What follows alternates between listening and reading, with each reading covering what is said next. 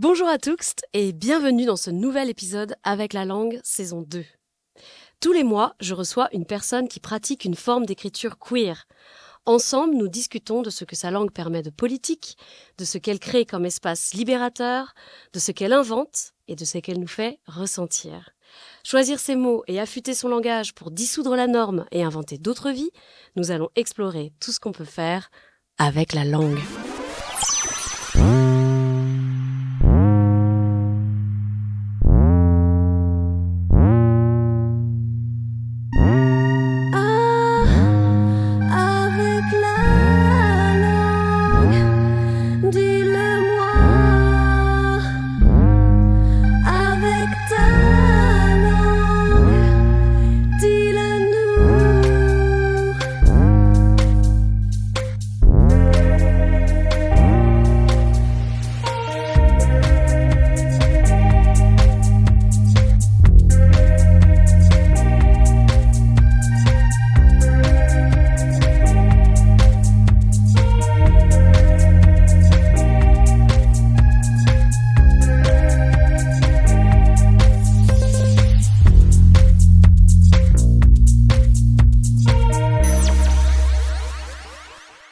Et aujourd'hui, je reçois Constant Spina, fondateur du média Manifesto 21 et auteur de l'incontournable Manifeste pour une démocratie déviante, amour queer face au fascisme, pour parler de son premier roman, qui vient de paraître aux éditions Trouble, Lettres infinies, Thésée en Sicile.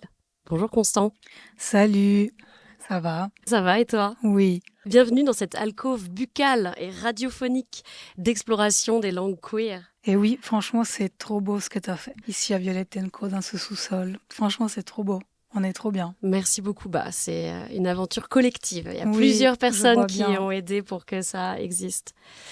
Alors, on te connaît en tant que journaliste et essayiste avec tout le travail que tu as fait dans Manifesto 21 pour mettre en avant les pratiques artistiques et les pratiques politiques au sens large, philosophie, activisme, qui ont pour point commun un rapport queer au monde.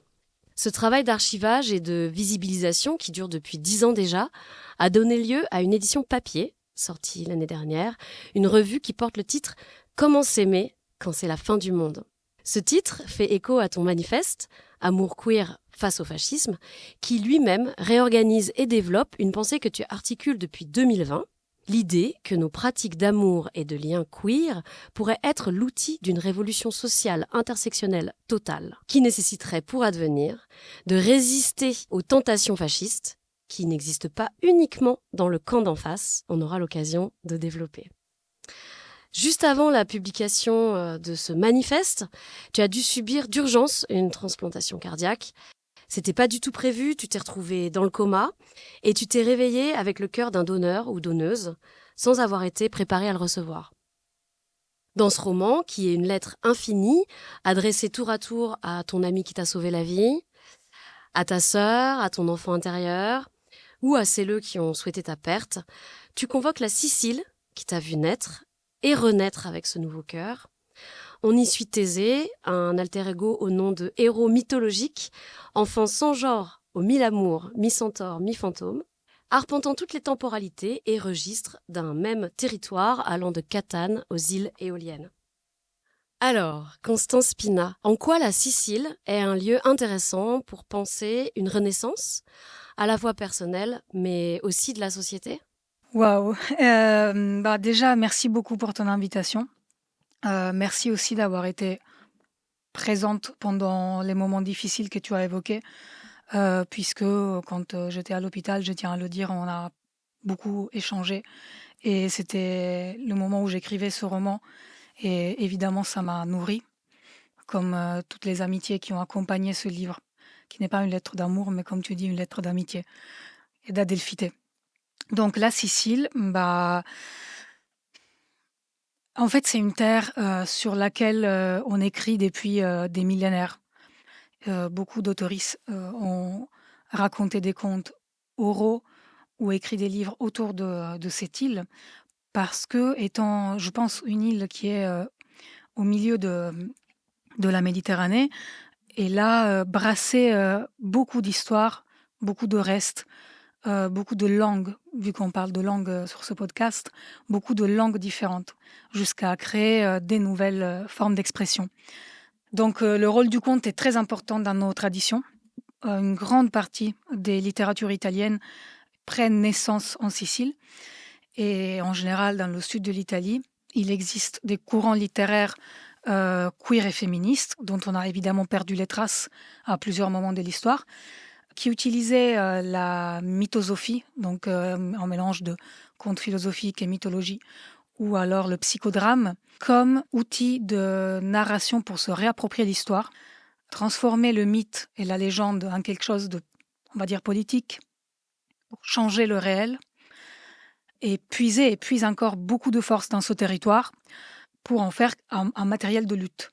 Donc en littérature, c'est une île qui a toujours représenté ce terrain entre la mythologie, la poésie, avec un langage vraiment à part entière. Et c'est très rare de trouver des autoristes siciliens et siciliennes qui, en fait, au bout d'un moment, ne se mettent pas à parler de la Sicile.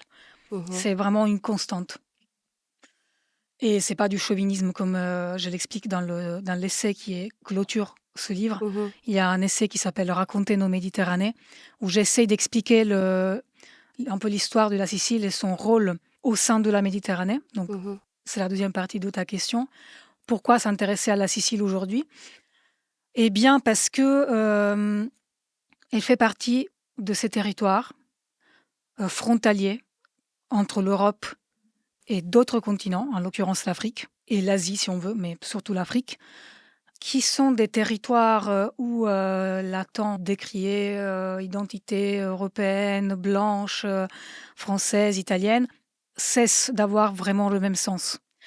Ce sont des territoires où se couper de l'autre continent en face, donc à l'occurrence l'Afrique, est impossible puisque vraiment ce sont des zones liminales et qui remettent donc par essence en question tout ce que l'extrême droite aujourd'hui peut articuler comme discours de unité de l'identité européenne. Quand on va dans les zones liminales de l'Europe, j'imagine que ça doit être la même chose à certains endroits de la Grèce, de l'Espagne, en Bulgarie, voilà. Beaucoup de notions qu'on nous rabâche aujourd'hui cessent d'avoir un sens. On rentre dans des terres où l'altérité et le métissage font vraiment partie de comment les personnes se racontent et se définissent. C'est pas pour rien que les Siciliens disent je suis sicilien et non pas italien, mais parce que c'est vraiment pas la même identité. La Sicile est un endroit qui est en constant contact avec, par exemple, les cultures islamiques, qui a été influencée beaucoup par la culture hispanique. Moi, elle m'intéressait parce que c'est une terre que j'adore. C'est une terre qui a été colonisée par plusieurs puissances européennes, qui a été dépouillée selon les classiques mécanismes économiques extractivistes, impérialistes, afin de créer la nation italienne, il y a un siècle, donc c'est très récent, et qui est une terre aujourd'hui complètement à l'abandon, d'où, comme moi, les personnes partent. Pourquoi en parler aussi? Parce que en fait, la Sicile est au centre de l'un des plus grands drames humanitaires actuels, qui est le drame de l'immigration. J'ai pas besoin d'expliquer, mais notre mer est devenue un véritable cimetière. Et c'est aussi et surtout sur les côtes siciliennes de Lampedusa, qui est une île sicilienne, et dans les paysages que je décris dans le livre, qu'arrivent les migrants et migrantes. Donc, on est au premier rang de cette catastrophe, de cette tragédie sans nom. Et on grandit avec cette présence meurtrière. Évidemment aussi, comme on le voit dans le roman, c'est une terre extrêmement militarisée, notamment par les États-Unis, qui l'utilisent comme porte-avions, on va dire, pour leur opération militaire dans le Proche-Orient et actuellement à Gaza, en Palestine. Cette notion de zone liminale, c'est quelque chose que je n'avais pas forcément pensé, mais qui devient très visible quand tu mets ces deux choses à la fois renaître en utilisant la mythosophie, donc des choses qui sont... on ne sait pas si c'est du rêve, si c'est des dieux, si c'est... Enfin, ça a cette caractéristique un peu ectoplasmique. Et tu parles de zone liminale, aussi zone géographique.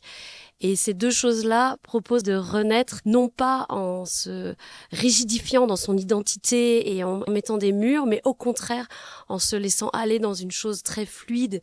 Et je trouve que c'est quand même assez symptomatique de toi, qui est quelqu'un qui s'accroche quand même à ce concept queer depuis que tu écris, que tu viennes d'un espace même, d'une géographie même et d'une nature même qui est justement dans cette chose flottante et volontairement indéfinie. Je trouve que ça se répond en tout cas les deux. Oui, c'est très juste. Je pense que comme beaucoup de personnes qui viennent des îles, quand on vient des îles, on développe un rapport un peu particulier à la géographie. Les îles, souvent, on va les contempler depuis l'extérieur quand on est un touriste, mais les îles, il faut les regarder de l'intérieur. Mhm. Et de comment de l'intérieur on voit la mer. Quand on vient d'une île, je pense que c'est pas juste les insulaires, ils ont des mauvais caractères. Je pense que c'est juste un rapport vraiment différent au monde où les marges sont au centre, le centre est aux marges, pour citer un peu Bellux, mais voilà, sans vouloir m'en réapproprier, mais c'est un peu une inversion du point de vue. Ah, c'est comme ce que tu dis justement dans L'être infini sur le Oui, ciel, non? sur le ciel, oui, qu'en Ouais. fait on peut regarder le ciel comme une mante derrière laquelle se cache un géant de lumière. Mm. Et donc ces petites lumières seraient les étoiles. Et donc je pense que l'île, ça fait un peu pareil. C'est cette inversion constante du regard et de l'altérité.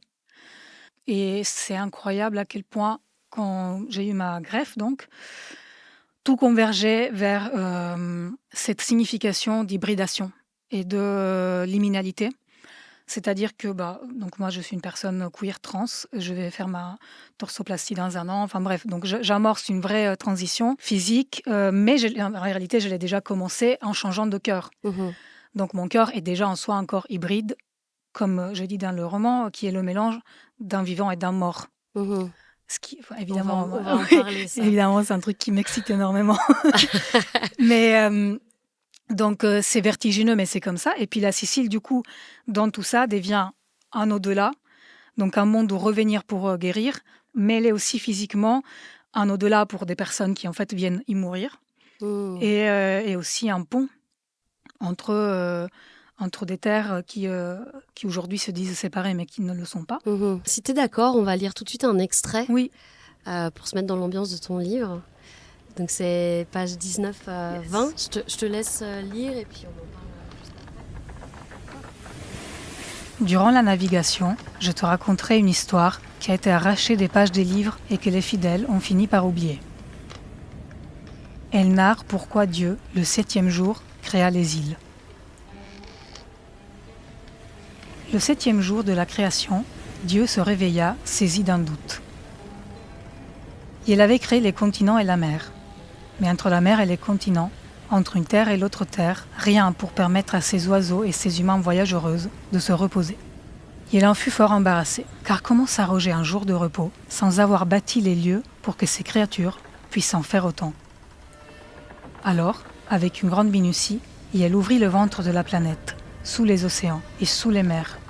Il en fit sortir le magma, et de ses mains puissantes, il créa les îles. Puis, il referma soigneusement les veines du sol, afin que la lave retourne au cœur du monde. Seulement alors, après avoir donné naissance aux îles, Léa Démiurge se reposa. Mais à un point précis du manteau terrestre, coincé entre deux continents, la cicatrice ne se refermait pas. Des entrailles s'étaient échappées des grandes montagnes insolentes, des titanes crachant du feu, qui s'amusaient à faire bouger sans cesse les îles, un peu au nord, un peu au sud. Certaines de ces montagnes devinrent elles-mêmes des îles de feu et de mer.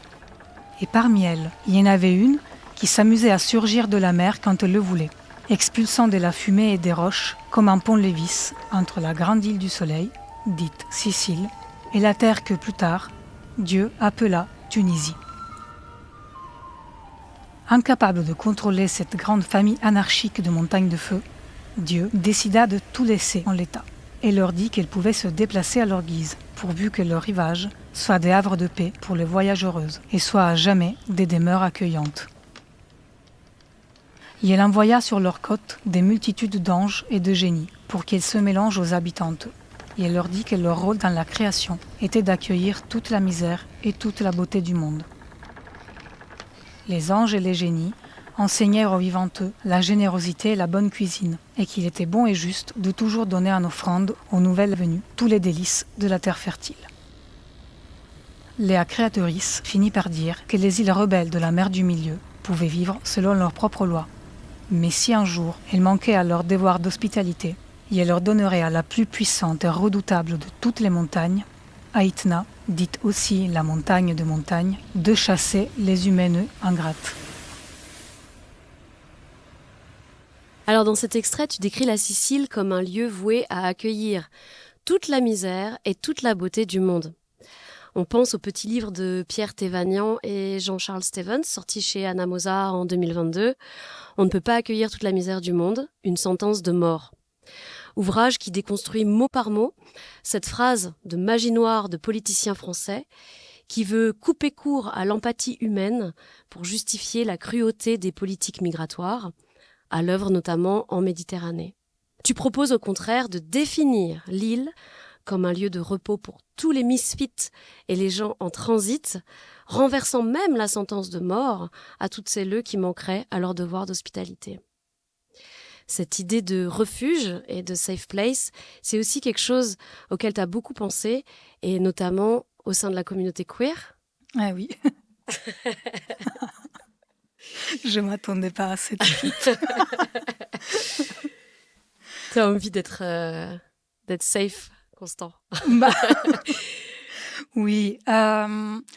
Déjà, pour répondre sur la Sicile, oui, je trouvais ça intéressant de prendre le contre-pied de cette phrase idiote que l'on entend, parce qu'en fait, quand une île est une île, cette île est située dans un endroit où tout le monde peut aller. Donc, en fait, on va fermer la Sicile, bah comment? Enfin, tu vois, c'est bizarre comme théorie de vouloir fermer une île. Il me semble d'avoir vu passer qu'un des projets de Giorgia Meloni, c'était de faire un peu comme le mur de Donald Trump, mais avec des bateaux. Oui, mais il y a plein de bonnes idées comme ça. Mais après, les Siciliens, je pense que la Sicile est une région qui est pas mal à droite, mais où il y a beaucoup de résistance.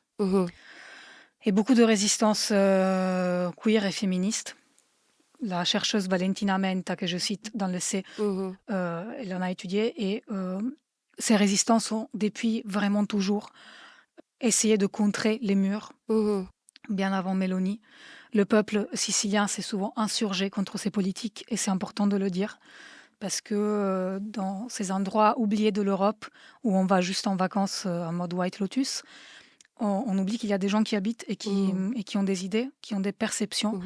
Et donc, je me rappelle quand Matteo Salvini avait interdit le débarquement de migrants et avait détenu illégalement plusieurs personnes au bord du bateau Diciotti à Catane. Vraiment, moi, j'avais participé à la manifestation. On est allé voir les migranteux. On avait vu le bateau. Enfin, il y a plein d'opérations comme ça. Et finalement, c'était grâce aux tribunaux siciliens, grâce au peuple sicilien et même grâce à l'église sicilienne qu'on avait réussi à faire descendre ces personnes. Et on avait accusé légalement Salvini. Donc, cette idée qu'en fait la Sicile est une terre d'accueil, c'est pas juste une fantaisie, c'est quelque chose de vrai. C'est aussi une terre où il y a des histoires, des archives et des pratiques humanitaires. Par exemple, c'est un truc que les gens ne savent pas vraiment, mais peut-être qu'on ne se pose pas souvent la question de où sont ensevelis les corps des migranteux quand ils meurent sur notre île. C'est les Siciliens qui les amènent dans leur cimetière, qui leur font une place et qui s'occupent de leur sépulture. Et c'est beaucoup de paroisses en Sicile qui font ce travail.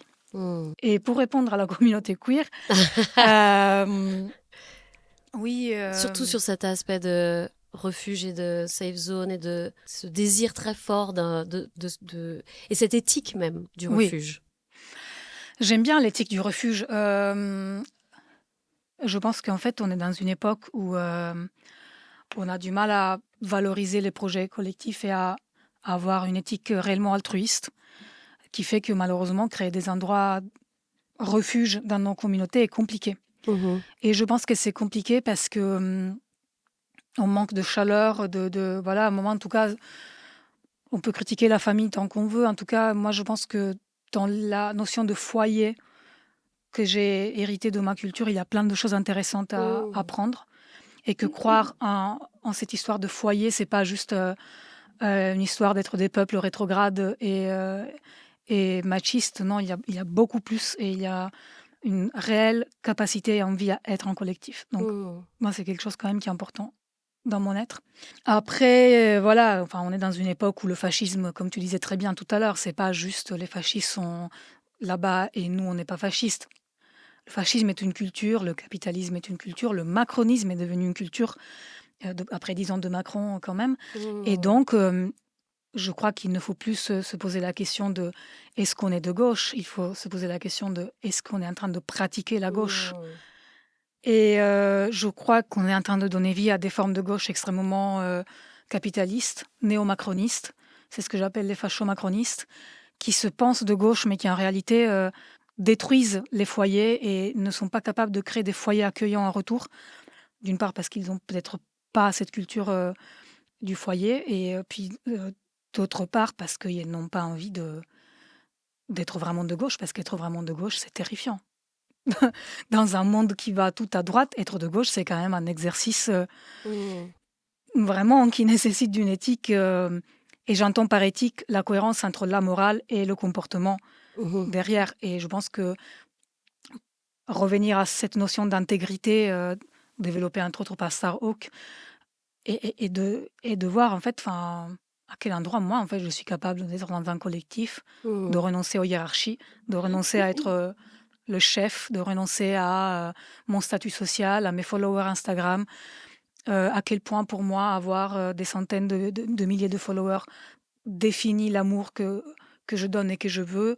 Bon, tout ça, moi je suis pas sûre que être de gauche suffise aujourd'hui. Enfin, je pense qu'il faut vraiment s'interroger.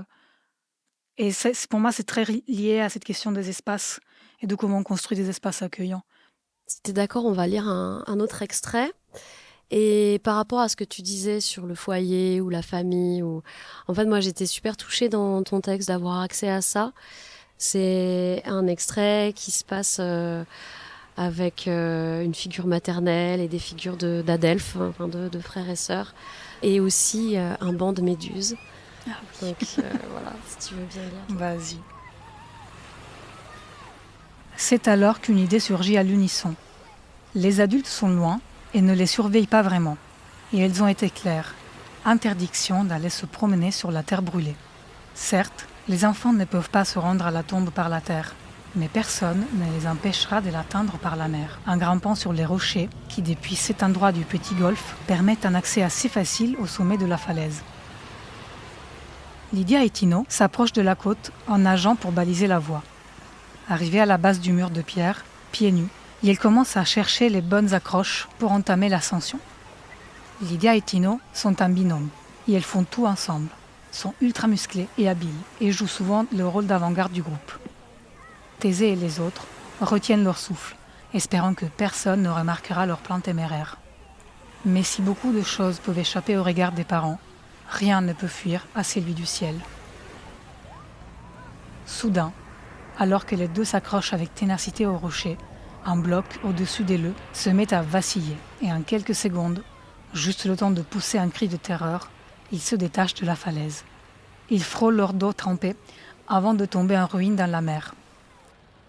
De sang-froid, sans lâcher prise, les cousins échangent un coup d'œil interloqué et descendent en tremblant. Et ils se font signe de continuer à respirer pour ne pas faire de faux pas.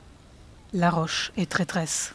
D'où loin, les parents sont sortis de leur torpeur. Prises de panique, et elles hurlent leur prénom et s'apprêtent à plonger pour accourir à leur secours. Thésée et ses amis sont tétanisés et ont laissé les rames tomber dans l'eau. Elles s'éloignent, mues par les courants, de moins en moins à leur portée. « Vite, revenez ici !» et elles lancent depuis la barque. Les deux restent néanmoins immobiles, coincés au pied du mur. « Allez !» Mais dépitées, et elles indiquent la surface de l'eau. Les enfants se penchent par-dessus bord et restent bouche bée. En quelques minutes, la baie s'est remplie de méduses géantes. Elles forment un tapis uniforme et infranchissable. Sans rames, et elles ne peuvent pas aller les aider. Sur le rivage, les mères jurent et se désespèrent, incapables de venir vers eux. les mains dans l'eau, essayant de ne pas toucher les méduses. Les cousines tentent de diriger la barque vers le fronton pour sauver les camarades. Un sable de mauvais augure s'effrite du mur et tombe sur les épaules de leurs 2 compagnonnes, bloquées entre la paroi et les méduses cyclopéennes. Le choix se doit d'être rapide, et en se tenant la main, les 2 cousins s'apprêtent à plonger dans le tas. La baie semble immense aux enfantes. Pourtant, seuls quelques centaines de mètres les séparent des adultes restés dans la crique, et chaque son s'y propage, amplifié par l'écho. Soudain, elles entendent le bruit de bras forts et de jambes vigoureuses traverser l'eau. Quelqu'une nage vers eux. Depuis la barque, Thésée aperçoit le corps musclé de sa mère, qui, comme si de rien n'était, se ferait un chemin parmi les tentacules. Et elles sont à court de mots et à bout de souffle. Leur cœur palpite comme 1000 chevaux au galop. Thésée n'ose pas imaginer à quoi ressemblera la peau de sa mère après cette brasse imprudente. Les minutes sont longues. Le grid continue à s'écouler et Yael Zaton ont l'air d'une poignée d'imbéciles. Arrivée au petit bateau, la mère se hisse une seconde pour reprendre son souffle. Sa peau est parfaite. Pas un seul rougissement. Aucune méduse n'a osé la blesser. Elle se tient dans l'eau avec les grands animaux qui se déplacent lentement comme s'il s'agissait de fleurs blanches, peut-être des magnifiques nénuphars prêtes à l'accueillir. Elle ne dit rien et commence à les pousser par derrière jusqu'à ce qu'elles atteignent Lydia et Tino, pâles. Elle les prend dans ses bras, les cale dans le bateau et les ramène sur le rivage dans le plus grand calme. Jusqu'au soir, personne ne prononce un mot et reste assis sur le muret de la maison, d'où l'on aperçoit toute la petite crique en contrebas, et demeure là, à contempler patiemment la lente et solennelle migration des méduses. Dans ce roman, tu cites beaucoup de légendes appartenant à plusieurs folklores locaux et religions mêlées. Et du coup, je voulais savoir, du point de vue de Thésée, en quoi convoquer le merveilleux lui est utile. On en revient un peu à cette histoire de mythosophie, qui est un concept inventé par Lina Mangiacapre, qui était une artiste napolitaine qui a fondé le collectif féministe Les Némésiaques dans les années 70 et qui parlait de comment en fait se réapproprier la fantaisie pouvait nous permettre de connecter notre corps à notre territoire. Donc elle parle beaucoup de corps-territoire, surtout les corps déviants évidemment. Et puis elle reconnaît justement dans le pouvoir de la magie vraiment cette notion de l'âme qui agit, la magie. Et donc le plus tu vas convoquer l'imaginaire, donc l'imaginaire c'est vraiment la magie en action, le plus tu vas transformer le monde autour de toi et donc trouver des nouvelles perspectives d'action. En fait, c'est ce que les sœurs Labrosse de Sensord appellent la lutte commence dans l'imaginaire, ce qui est complètement vrai. Donc tes éditrices pour ce roman. Oui, qui sont aussi mes éditrices pour les éditions de Trouble et donc de ce roman. Et rien n'est plus vrai. En fait, quand on est enfant, en tout cas moi c'est mon expérience d'enfant queer, il y a plein de choses que je n'arrivais pas à m'expliquer, que je ressentais, donc j'avais compris que les autres ne les voyaient pas et ne les ressentaient pas pareil. Et donc, je crois que j'ai commencé très vite à comprendre qu'en écrivant, je pouvais donner vie à d'autres mondes, à d'autres dimensions, qui, pour moi, encore aujourd'hui, ont le même niveau de réalité que le présent immanent dans lequel on est, toi et moi, dans cette pièce. Ok, je vais citer Stranger Things. C'est parti. En fait, c'est un peu, pour moi, l'écriture, en tout cas ce que fait Thésée dans ce livre, c'est que quand il écrit, quand il raconte, quand il entend un conte, il ouvre un portail et il s'enfonce dans ce portail. Et c'est dans ce portail qu'il trouve l'endroit refuge dont on parlait. Mais c'est pas juste un endroit refuge, c'est aussi qu'il construit un monde. Il devient pas seulement un enfant qui est reclus dans sa chambre, mais il arrive à se raconter qu'en fait, c'est lui en fait le démiurge de son monde. Donc je pense que c'est ça mon rapport à l'imagination. C'est que le plus j'imagine, le plus je vais à travers ces portails qui se touchent, qui créent des tunnels entre eux, le plus en fait je me sens en puissance de trouver des places dans les mondes, de connecter des choses. Pour revenir à ce que tu disais sur l'endroit refuge, En fait, L'être infini, c'est quand même aussi un roman que j'avais déjà commencé à écrire quand j'étais petit, parce que c'est des extraits de choses d'enfance, mais que j'ai quand même voulu écrire dès que je me suis un peu sentie mieux en réanimation Mhm. à l'hôpital. Il y a un lien très fort entre la maladie, la souffrance physique et ce livre. Mhm. En fait, ça a été un peu, de façon hyper métaphorique, mais un peu mon journal de la greffe, pour citer Audre Lorde avec Journal du cancer. Mais elle, c'est vraiment un vrai journal. Moi, c'est pas un vrai journal, mais pour moi, Mhm. c'était un endroit d'imagination qui m'a permis de survivre pendant ces 3 ans qui ont été... là, ça va mieux depuis 6 mois, mais qui ont été affreux, du point de vue physique, du point de vue de Mhm. la douleur, du point de vue du validisme. Ça a été des années terribles. Et en fait, dans ce livre-là, je crée ce petit portail où j'allais me cacher et j'écrivais. Mhm. Et j'ai retrouvé cette capacité que j'avais enfant et qu'à mon avis, plein d'enfants queer ont, de dire, OK, la réalité est dégueulasse, mais moi, je vais créer une autre réalité. Ok. Et, euh, et c'est un peu ce que je raconte sans spoiler, mais dans le livre, il y a un moment où on comprend pourquoi Thésée s'appelle Thésée. Mhm. Et c'est encore un tricks de l'esprit pour survivre à la greffe de cœur. Donc pour moi, c'est Mhm. ça à la place de l'imaginaire. C'est pas juste j'écris pour survivre. C'est vraiment un pouvoir de créer des choses, des mondes et de toujours s'en sortir par tous ces portails qui peuvent s'ouvrir, quoi. Mhm. C'est ça parce que, bon, après, si tu me dis que c'est trop spoilant, je l'enlèverai, mais Non, t'inquiète. en fait, dans plein de moments, quand il y a une greffe, c'est des choses qui sont extrêmement préparées avec le personnel médical et notamment d'un point de vue psychologique, justement pour que le corps ne fasse pas de rejet. Et toi, tu n'as pas eu du tout cette Non. préparation-là. Donc, quelque part, il t'a fallu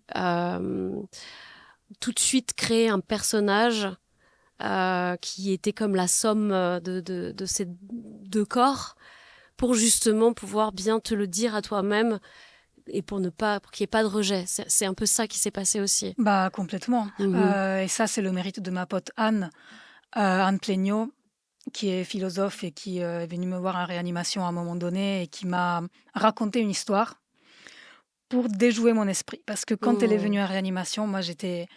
Bon, déjà, quand tu es en réanimation, tu es très mal. Mon corps avait perdu toutes ses fonctionnalités.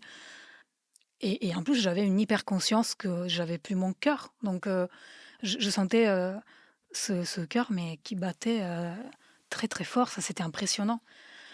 C'était impressionnant. Enfin, vraiment, je dormais plus. Parce que moi, j'avais même pas compris qu'en fait, j'allais porter le cœur de quelqu'un d'autre. Donc, j'étais dans une dimension qui est un peu indescriptible entre la vie et la mort. J'étais pas du tout vraiment revenue. Et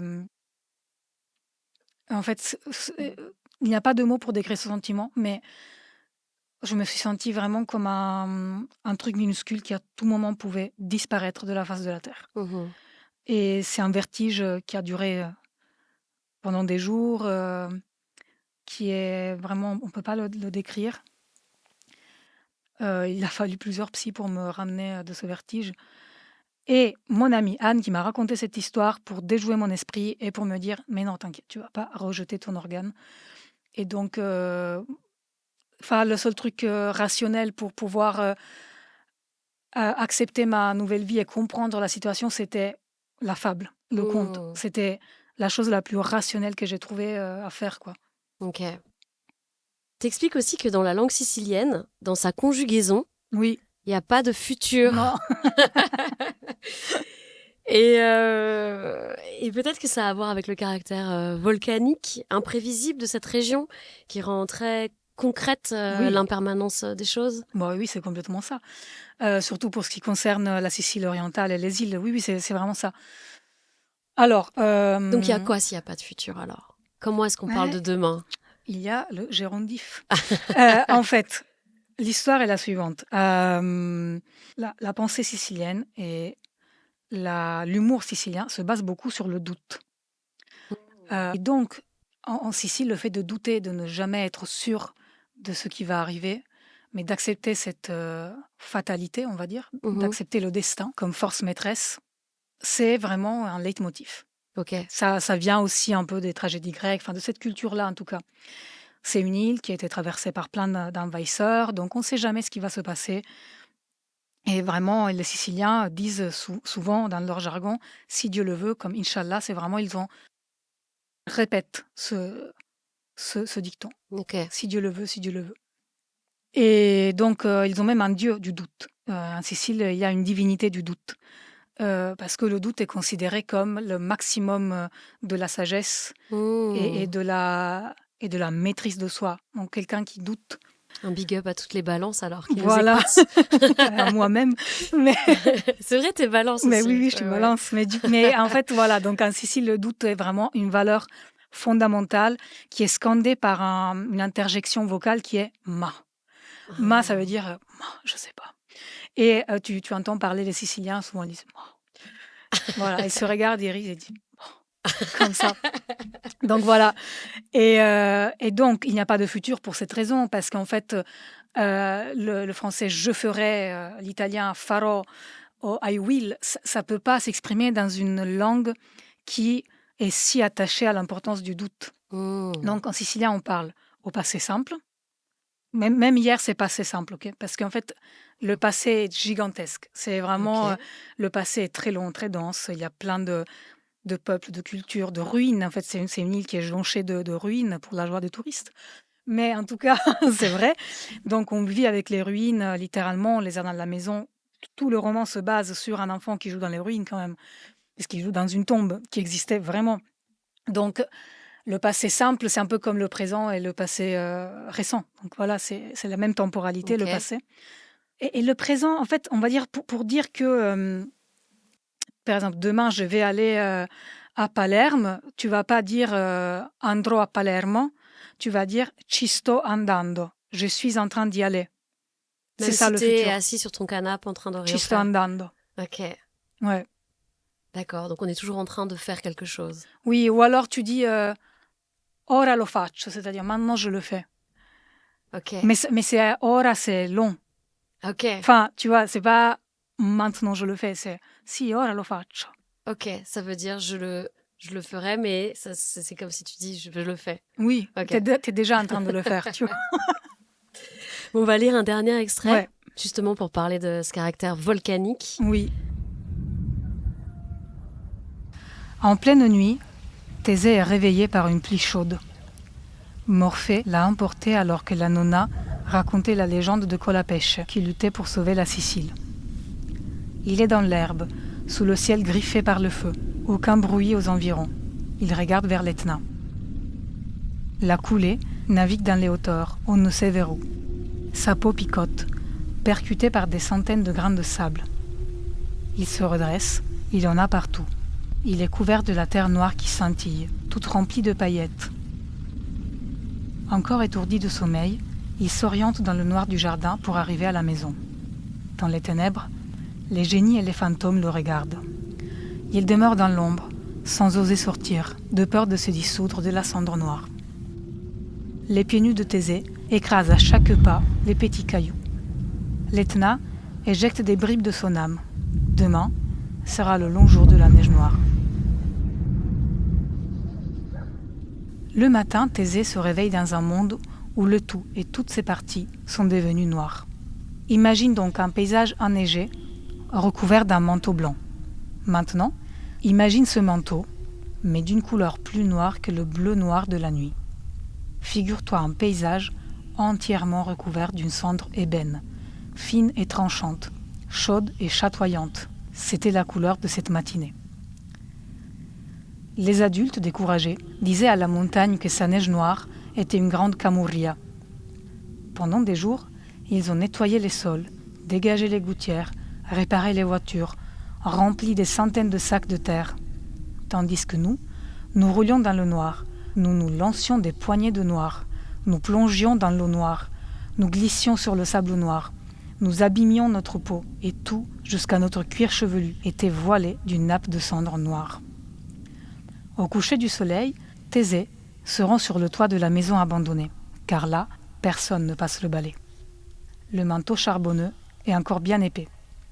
Il s'allonge, il se couvre de minuscules graviers jusqu'aux paupières pour ne plus rien voir et ne rien sentir. Thésée est devenu, lui aussi, un lapilli volcanique, un rejeton du centre de la Terre, encore mort et enterré. Peut-être aussi ce futur en suspens est-il le temps idéal des morts vivants ?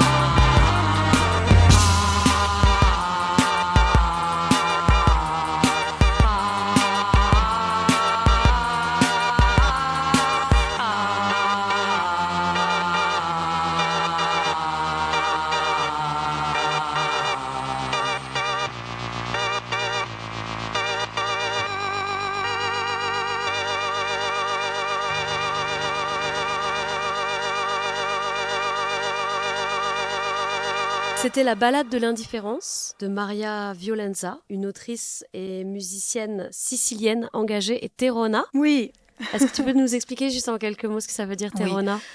Terrone, terrona, c'est un insulte qui a été créé par les Italiens du Nord pour parler des Italiens du Sud, qui veut dire celles et ceux qui ont la peau du couleur de la terre, ou alors celles et ceux qui viennent de la terre qui brûle et qui tremblent. Terrona, ça fait un peu une onomatopée. Mmh. En français, même si c'est pas tout à fait la même histoire, c'est un peu la même signification que blédard, blédarde. On peut l'interpréter de cette manière-là. Et dans Terrone, il y a un aspect raciste, vraiment qui est lié aux couleurs de la peau et au métissage avec les populations méditerranéennes. Ok, mais du coup c'est une réappropriation du terme quand on se dit Exactement. terrona du coup. Oui, Réappropriation de l'insulte. exactement. Comme Classique. queer. Voilà. Oui. Ok, donc on arrive à la partie 2 de cette émission où je vais t'interroger plutôt sur la partie mort-vivance. Trop bien. Du coup, ce mélange de registres, mélange des temps passés et présents, nous font ressentir les sensations de confusion et de lucidité alternée, propres à un état de convalescence. Un état d'attente qui rend plus observateur, une temporalité hors des temps rapides et utilitaires des humains, qui partagent plutôt les temporalités animales et météorologiques. À ce moment-là, tu parles d'ailleurs de xénogenre. Xénogenre, c'est Myriam Bafou qui m'a appris ce mot. Je crois qu'en gros, elle veut dire un genre qui n'est pas forcément humain. Et dans toute l'histoire, Thésée ne savait pas s'il y avait un enfant humain. Et moi, c'est vrai que quand j'étais en convalescence, je ne savais pas ce que j'étais. Enfin, je sais pas si j'étais un truc humain. D'ailleurs, pendant que j'écrivais le livre, j'avais déjà trouvé le titre. Mais comme je pratique beaucoup les tarots de Marseille, et tu vois, la couverture, elle est conçue comme une carte de tarot. Ok. Avec un ex-voto d'un cœur, avec Voilà. des flammes au-dessus, c'est ça? Voilà. L'idée, c'est un peu beau. ça. Et pendant que j'écrivais, j'ai lu ce titre et je l'ai commencé à le dire, L'être infini. Et je me suis aperçue qu'en fait, comme dans pas mal de cartes de tarot, on pouvait changer la signification de ce titre Ok. et le lire comme l'être infini. Ah. Ce qui est absolument incroyable parce que vraiment, c'est pas fait exprès, mais qui résume bien ce que tu viens de dire, c'est-à-dire un être en construction. Un xénogenre, pour moi, ça peut vouloir dire un peu tout ça. Donc c'est l'être infini, mais aussi en français, ça donne l'être infini. Et infini, volontairement infini, quoi. Sachant qu'il n'y a pas, Voilà. il y a pas de finitude à Voilà, la transition obtenir. comme état d'essence. Alors, toute la quête de Thésée consiste à tenter de retrouver le tombeau d'un guerrier légendaire dont l'entrée est fermée aux vivants. Et tu écris « Au réveil du coma, je n'ai pas cessé de penser à cette histoire enfouie. À présent, après cet accident qui a fendu mon corps en deux comme une orange, je suis devenu, mon Adelphe, un mort-vivant. Je ne pouvais espérer plus grand privilège. C'est le don que les trépassés m'ont fait. Car nous seuls, les êtres en transit, savons ouvrir et refermer les cimetières. » Est-ce que du coup tu peux nous parler de cet état de mort-vivance? Ça résonne beaucoup avec un autre concept que Myriam m'a appris qui est l'intra-action. C'est un concept qui vient de la scientifique Karen Barad. En fait, dans la intra-action, deux êtres ne font pas que se rencontrer, mais ils deviennent autre chose en se rencontrant. Donc, quand tu fusionnes un vivant et un mort, tu crées une interaction. Donc, de fait, oui, c'est un état de queerness complètement nouveau pour moi. J'avais jamais conçu cet état-là, mais en fait, c'est un état de queerness total. Donc, une interaction entre un vivant et un mort, quoi. Et évidemment, je pense que je ne suis pas la seule personne qui vit ça.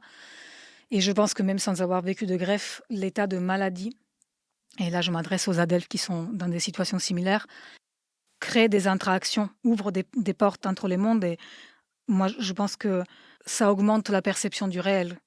Ça augmente dans le sens où on a accès à d'autres seuils. On pratique le seuil en permanence. Donc ce livre est aussi dédié à toutes les personnes, en particulier de ma communauté, qui connaissent la maladie ou voilà, des accidents. Voilà. D'ailleurs, cette idée d'être plusieurs corps en un, si on pousse l'idée à des, je sais pas, par exemple, tu parles de maladies, je sais pas, j'imagine des surinfections microbiennes ou des choses comme ça, où finalement, il y a d'autres organismes, soit vivants, soit même autres que vivants, qui prennent une importance très grande dans notre propre organisme.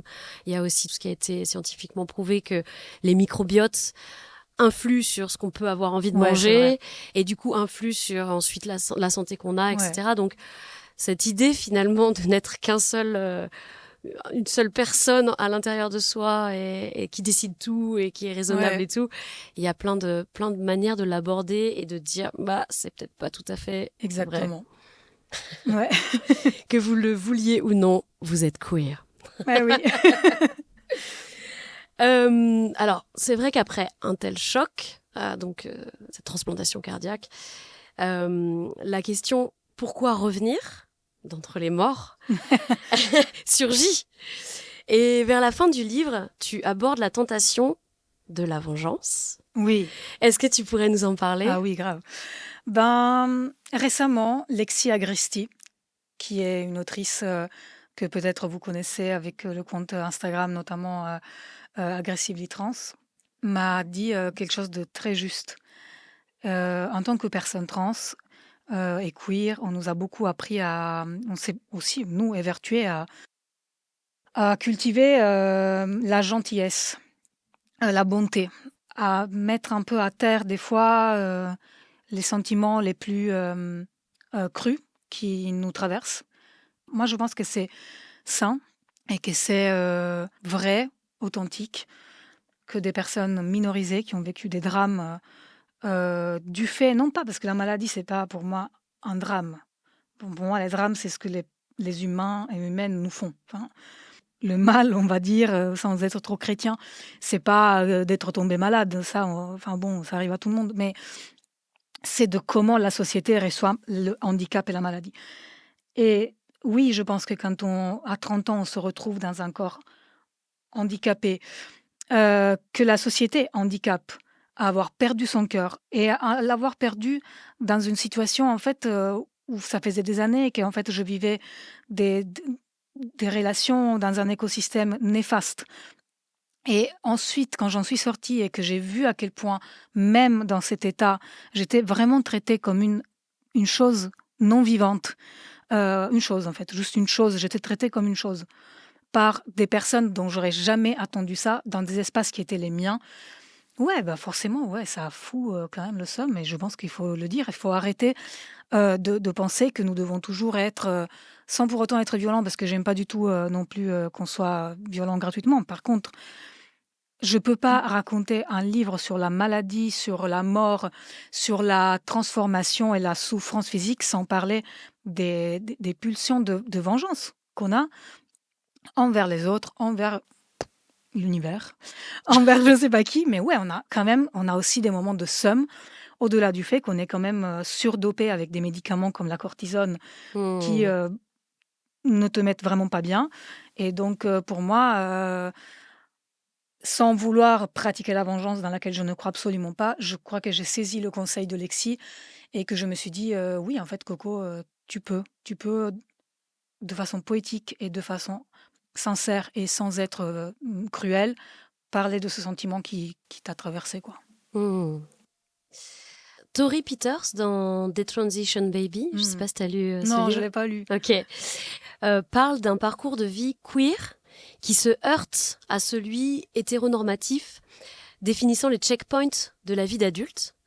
Dans son roman, on trouve Reese, une femme trans, qui est passée par 1000 galères et violences, qui rend visite à son amie, cis hétéra, en couple et mariée.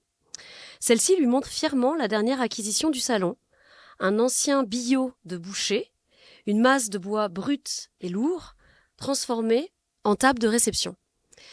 Reese est frappée par le décalage entre ses acquis à elle et ceux de son amie, qui, par le geste d'acheter cette imposante table de mort transformée en coquetterie bourgeoise, s'inscrit précisément sur la ligne temporelle d'une femme trentenaire aux commandes de sa vie et à l'heure sur son temps. La table à manger est comme un totem Vouloir en posséder une de la sorte est pour Reese aussi incongru qu'inaccessible, aussi désirable que ridicule. Reese se demande alors comment savoir où est-ce qu'on en est dans sa vie d'adulte, quand toutes les étapes signifiantes semblent hors de portée, et comment faire pour ne pas s'en sentir rabaissé et humilié. Toi aussi tu parles de deuil et de mélancolie d'une vie qui n'a pas eu l'opportunité d'être vécue, expatriée du récit général et exclue de la norme promise. Waouh! Déjà, moi, je me considère aujourd'hui à la retraite. Sachez-le. Ok, parfait. J'ai fini. Genre, j'essaie de vivre comme si j'étais à la retraite. Je pense que je l'ai mérité. Mais je vais citer Claire Starfinch, que j'ai interviewée récemment pour Censored, qui dit en gros que l'histoire qu'elle ne raconte pas dans son livre Fuck Me Judith est en réalité l'une des histoires qui sous-tend le plus ce livre. Ok. Je dirais que c'est un peu ça. Quand on lit attentivement, je pense, ce livre, on se rend compte que quand même il y a eu un gouffre, au-delà du gouffre physique du cœur. Il y a un gouffre dans la vie du narrateur, pas de Thésée, mais du narrateur qui s'est créé. Et ce gouffre, c'est un peu ce que tu viens de lire. Enfin, c'est le fantasme d'une vie qu'il avait imaginé pouvoir atteindre, dont il avait rêvé, qu'il avait touché de ses doigts. Mais la certitude que dans l'époque actuelle, dans l'écosystème actuel, cet amour, cette vie-là ne peut pas exister. Et que peut-être elle existera pour des générations suivantes, mais que dans sa vie, en tout cas, du fait de son essence, de son parcours, voilà, il y a cette nostalgie d'une chose qui n'est pas morte, mais qui n'est pas vivante non plus. Et c'est pour ça que je parle d'un amour qui frôle les lisières, qui vit sur les frontières du monde, parce que lui aussi, c'est un amour du seuil, quoi. C'est un peu les amours mornés, quoi. Voilà. Et moi, pour l'instant, c'est mon expérience de l'amour queer. Alors, dernière question, tu m'as fait remarquer que dans ce roman, tu n'utilises pas une seule fois le mot queer. C'est vrai.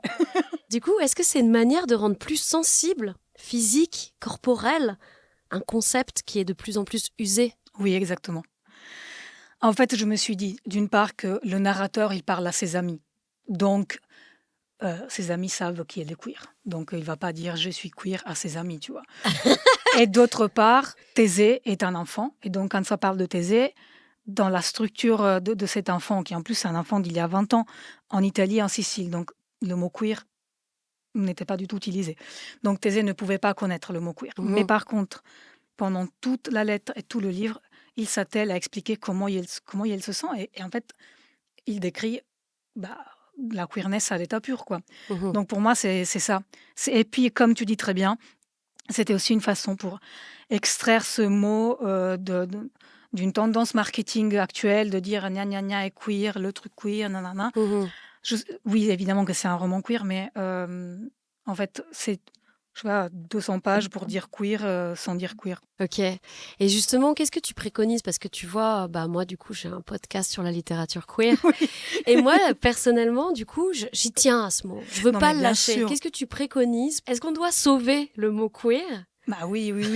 Non, mais oui, je pense que oui. Dans mes écrits, j'abonde de queerness. Dans mon ancien essai, le mot queer est dans le titre. Et d'ailleurs, grâce à mes éditrices, ça a été l'un des premiers essais, et peut-être ça reste quand même l'un des seuls en France, à avoir queer et fascisme dans le même titre. Chose qui faisait un peu peur à d'autres personnes. D'autres maisons D'autres d'édition qui n'auraient pas maisons, voulu. d'autres journalistes. Ok.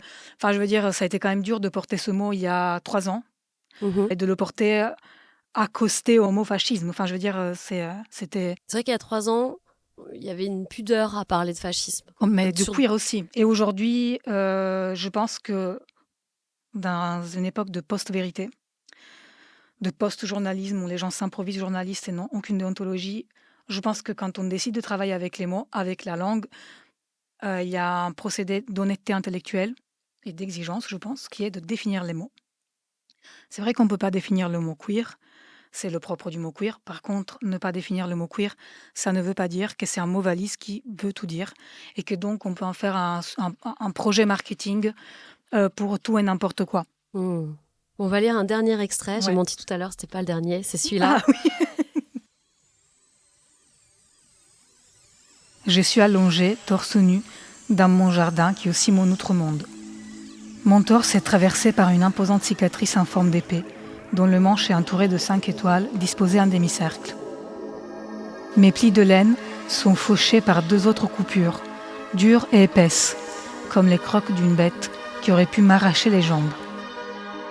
Mon cou et mes clavicules sont tranchés par des monticules de fibromes. Seul Thésée peut comprendre la manière dont j'aime ce nouveau corps. C'est lui d'Hercule. Il aurait adoré exhiber toutes ses cicatrices.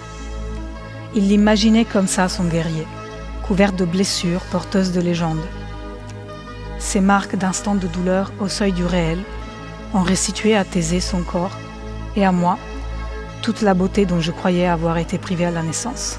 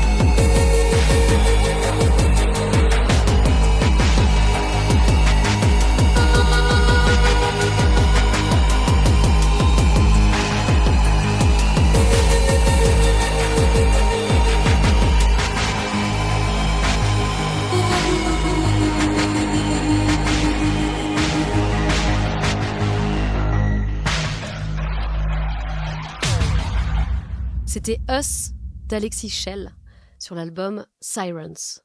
Je tiens à remercier Alexis Chelle parce que depuis 2019, maintenant, nos amitiés, nos parcours créatifs se côtoient. C'est une personne qui fait vraiment partie de mon univers imaginaire. Et il y a plein d'amis à qui ce livre est dédié. Il y a des passages dédiés à Alexis. Et sa musique m'a vraiment bercée. Donc je recommande à tout le monde pour s'extraire, pour justement entrer dans ces autres dimensions. Sa musique, elle est parfaite. C'est le moment pour moi de te remercier, Constance Pina. Merci à toi. Merci d'être venue inaugurer le Palais pour cette 2e saison avec La Langue. Je suis trop honorée et merci à Violette Tenco, merci à toi. Je ne pouvais pas rêver d'un meilleur anniversaire de naissance de ce livre. Et merci à Clémentine et à Pauline Labrosse, toujours de Trouble. C'est le moment de consulter la libraire. Et pour celles qui ont écouté la saison 1, on va retrouver Eva, qui ne travaille plus à la librairie Les Mots à la Bouche, car elle est devenue éditrice de science-fiction aux éditions La Talente. Cela dit, je ne pouvais pas m'empêcher de penser à elle pour l'interroger sur le thème « Mort-vivre ». Et pour ça, direction le cimetière du Père-Lachaise. Dans la bouche des enfers, les forces de l'ombre veulent gouverner la terre. Consultons la libraire, les livres des monstres nous guident vers la lumière.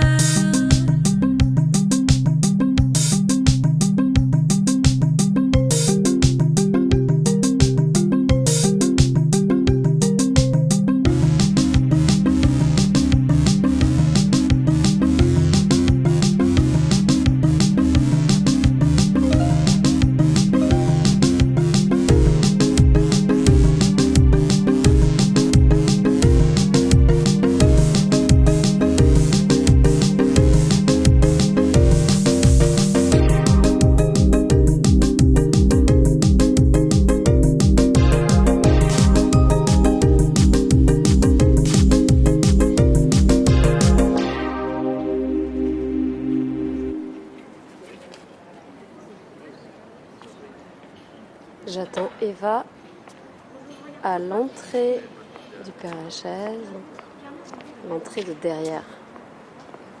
Et je la vois qui arrive. Elle est mortifiée parce qu'elle est en retard de 3 minutes. Elle porte son écharpe Love and Rage. Ça va? Bonne année. Bonne année. Je préviens, j'enregistre tout du long. Ouais, je sais, je me suis doutée quand Tu je t'ai vu savais avec le micro. Je te connais un peu maintenant. Donc tu portes ton écharpe Love and Rage, Ouais. designée par Camille Circlude. Exactement. Et Bye Bye Binary. Ouais, petit rappel, saison 1 avec La Langue. Pour cet épisode Mort, Vivre, Vivre. on te retrouve au Père-Lachaise. Ouais. Et tu avais carrément envie qu'on aille vers une tombe d'un personnage illustrement queer. Tu hésitais? Ouais, je sais pas qui. Tu sais On pas a qui? le choix quand même. Monique Wittig, elle est où? Elle est pas très loin. Elle est pas très loin. En fait, si on veut rester sur ce plateau-là, il y a Monique Wittig, Gertrude Stein, Oscar Wilde, Marcel Proust pour sûr. Ok. Et il y en a probablement plein d'autres que j'oublie et qu'on ne connaît pas aussi. Qui est-ce qui est le plus à même de correspondre au thème mort-vivre? Bah, ils sont tous morts là.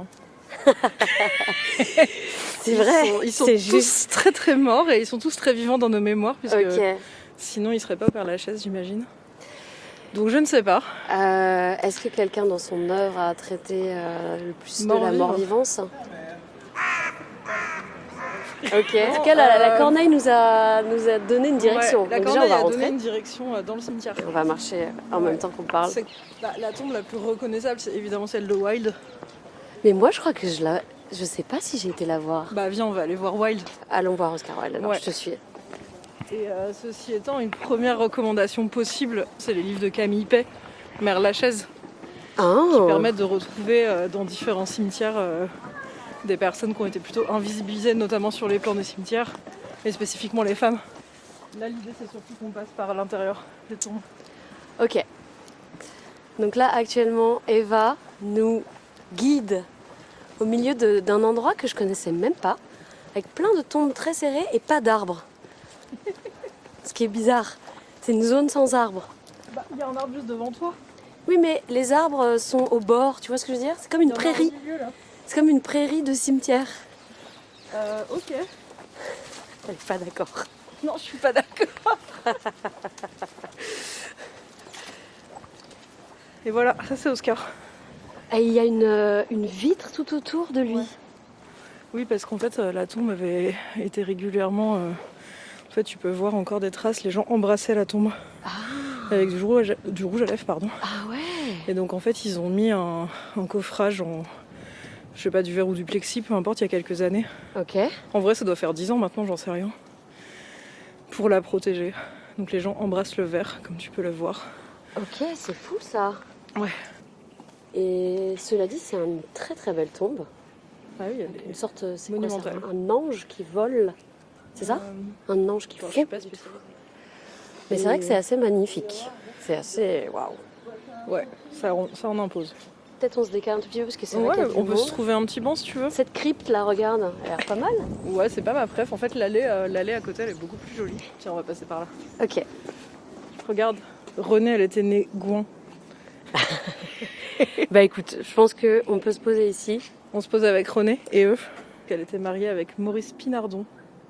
Ok. Voilà, Merci à eux de de nous accueillir. nous accueillir sur cette table de libraire un peu particulière. Donc est-ce que, avant de me raconter ta sélection, tu peux me raconter un tout petit peu pourquoi est-ce qu'on est au cimetière Père-Lachaise? Alors évidemment parce que je t'ai dit que j'avais envie qu'on Parce se que tu retrouve m'as là, proposé. mais aussi parce que t'entretiens un lien particulier avec ce cimetière. Parce que je suis une sale goth et que j'adore me balader dans les cimetières. Et qui plus est, c'était assez pratique car je vais descendre au mot à la bouche. Donc ça me permet d'aller de chez moi au mot à la bouche en passant par le cimetière. Donc maintenant tu vas au Mot-la-Bouche en touriste. J'y vais en tant qu'associée toujours. Ah ok. Et là, j'y vais aussi pour récupérer des cartons pour préparer mon déménagement à Nantes. Voilà. Désolé. Ok Eva. Bon alors, c'est le moment où tu vas nous proposer 3 ou peut-être plus recommandations sur ce thème mort-vivre. Ouais, complètement. Il y aura des livres plutôt fun, des livres plus d'autofiction. J'ai plusieurs idées, donc tu pourras couper au montage. Je ne Celle couperai que tu rien, préfères. je laisserai tout. Je sais que tu couperas des choses et Nous c'est serons normal. nous serons dans l'abondance. Il y a un épisode où tu m'avais coupé sur un livre qui se passe au Groenland. Ouais. Ah c'est vrai. Ouais, c'est un livre qui m'est très cher. Ok. Qui s'appelle La Vallée des Fleurs de Nivia Corneliussen. C'est paru en grand format à la Peuplade. C'est un livre qui suit une personne inuite du Groenland qui vient d'avoir l'accord pour rentrer à la fac au Danemark. Elle est en couple avec une jeune fille, sa famille s'en fout, il n'y a pas du tout de question d'homophobie au sein de sa communauté, ou du moins de sa famille proche. Elle part au Danemark et là elle va subir le racisme que les Danois, qui donc sont les colonisateurs du Groenland, ont envers les personnes inuites qu'ils considèrent comme des sauvages. Enfin, c'est vraiment très très dur pour elle. Et dans le même temps, on suit avec elle une épidémie de suicide chez les jeunes queers du Groenland, qui sont ses amis, qui sont ses proches, qui ont une vie qui n'est pas toujours rose. Et elle va retourner avec sa compagne dans la Vallée des Fleurs à l'occasion de funérailles. Et c'est un livre qui est très beau et qui est vraiment tiraillé entre la pulsion de vie magnifique de l'endroit où elle a grandi et de sa communauté, et également tout ce qui va être délétère dans son quotidien, avec le racisme, les questions coloniales, l'homophobie qu'elle peut vivre par ailleurs, ou que en tout cas des proches d'elle vivent. Et c'est un livre que moi j'ai trouvé bouleversant, qui n'est pas spécifiquement plombant, qui peut être assez dur, mais c'est une très belle lecture. Et on entend assez peu de... Enfin, on a beaucoup de traductions d'anglais, on a beaucoup de... Mais des pays plus au nord de l'Europe, on en a un peu moins. Et j'avais trouvé ça très beau. C'est sûr que ça a l'air magnifique. Et le deuxième auquel j'ai pensé, c'est un roman beaucoup plus fun. En fait, j'avais plusieurs idées de romans de zombies Ok. queer. Et je savais plus lesquels dont je t'avais parlé ou pas. Ok, je vais te dire. Donc si ça je me ring a suis dit que comme on était en mode Buffy dans un cimetière, bell. Ouais. j'allais plutôt te parler des livres de Margaret Killjoy. Ok. Donc le premier s'appelle Quand l'agneau égorgera le lion. Et on suit une meuf queer, trans, anar, qui va rejoindre une communauté. Ça se passe aux États-Unis, une communauté anarchiste, en autogestion. Et cette communauté où a vécu un de ses amis, qui est décédé depuis peu, en fait est poursuivie par un cerf démoniaque. Ok. Voilà, je vous en dis pas plus. Et ça, c'est vraiment un livre qui va mélanger le fantastique, les vies queer et l'anarchisme. C'est très fun, c'est très Scooby-Doo Buffy. Ok. Et c'est très malin. Et le troisième auquel j'ai pensé, c'est Les 30 noms de la nuit. de Les Zainijou 30 Kadar. noms de la nuit. Ça, c'est aux éditions Rue de l'Échiquier. C'est sorti il y a quelques années. Et c'est toujours un de mes livres préférés et un des livres qu'on a beaucoup recommandé au mot à la bouche. Ça commence par un deuil, mais après on va mieux. Ok. On suit une personne queer trans à New York qui vient de la communauté syrienne. Sa mère est décédée il y a peu en essayant de sauver le centre communautaire syrien de New York. Ok. Et cette personne est tiraillée entre sa volonté d'appartenance à diverses communautés. La communauté queer où il se sent assez peu accueilli en tant que jeune homme syrien musulman. Ok. Et la communauté du coup culturelle et ou religieuse où il se sent pas toujours le bienvenu en tant que personne queer qui va l'assigner à un genre qui n'est pas forcément le sien.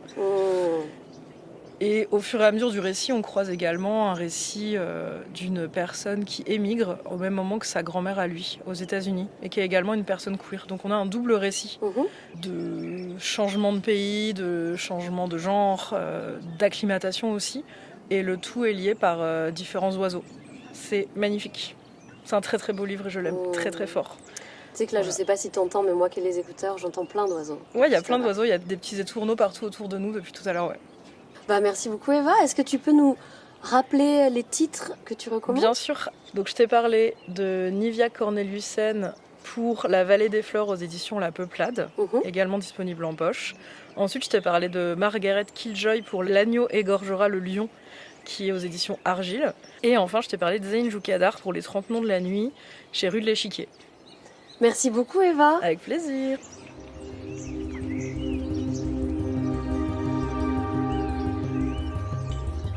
Dans la bouche des enfers,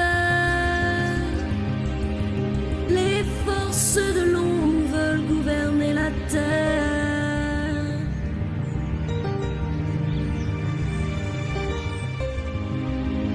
Consultons la libraire,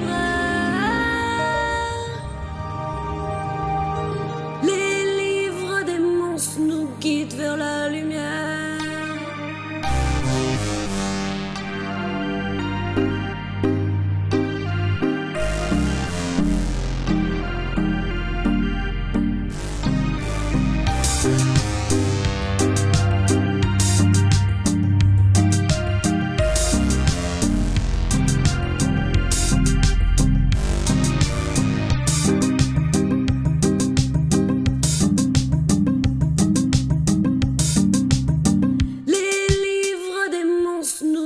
Vers la lumière.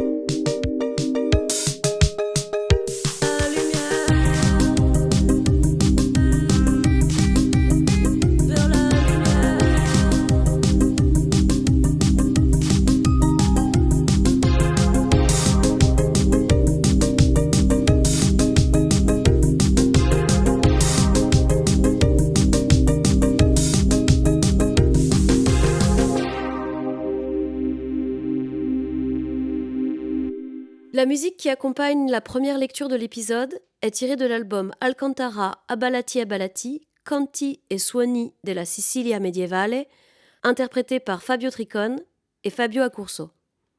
La notion de table totem dans The Transition Baby provient d'un article de Nicole Haring, publié dans le Journal of Aging Studies, volume 69 de juin 2024.